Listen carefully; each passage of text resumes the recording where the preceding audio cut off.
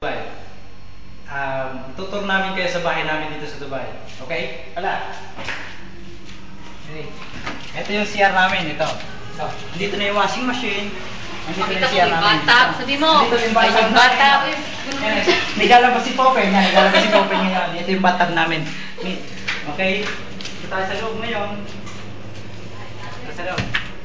Ito yung aming kabayo. Ito yung palansyahan namin. Okay? Tuloy. Ito yung closet ko. Okay? Okay? Tayo. Ito yung aming TV.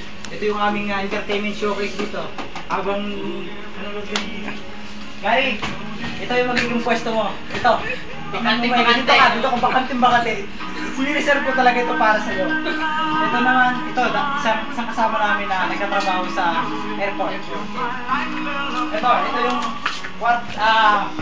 higaan ni Richard. Richard Sulit. Okay? Ito yung higaan pa. Pare, lapit na konti. Okay? Pero meron akong warning dito. Minsan magulo eh. Ayan. Ito yung aking nakalagay dito. Tingnan nyo itong maigi. Ayan, okay? Ito ang higaan ni Pope. Dito nakahiga si Pope. Minsan may kasama siya dito. Okay, ito si Richard Manzanares, yan. Taga-Epic Cruz yan. Yan. Minsan bumababa yan dito. Joke lang. Nauupo. Okay. Ito yung closet nila Richard. Ito. Silang tatlo. Magkakasama sila rito. Okay? Yung mga kabubot nila. Okay? Ito naman tayo. Ito, higaan ito ni Rizal, taga Namria. Ito, taga Namria. Ito, kita Litz, kay Ma'am Lita to. Ito sa higaan niya, yan. Yan yung gamit namin dito, magulo. Okay, ito yung rep namin, Wala pa laman, mag-grocery pa kami. Ito, wala pa laman.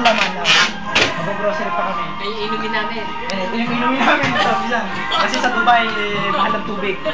Dito mura gasolina. Ito yung mga gamit namin, ano pa ba? Ito yung bigas namin, ito yung bigas na ito. Pakita mo na natin ang bigas namin. Ayan, Asmin, yan yung super quality. Ito, dito kami kumakain. Ito yung aming dining table.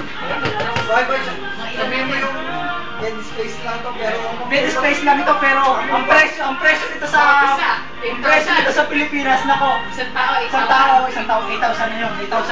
Ito yung aming sandalier and silipan. At yung aming unique na Si aircon. Pawin. Yung aming unique na aircon. Ayun. Richard, napakalamig niyan. Oo. Sita ka na. Ito naman ang aming napakagwapo at Cameraman namin. Wala, ito lang bahay namin. Kaya pag pupunta kayo sa Dubai, magtitiis talaga kayo. Bye-bye!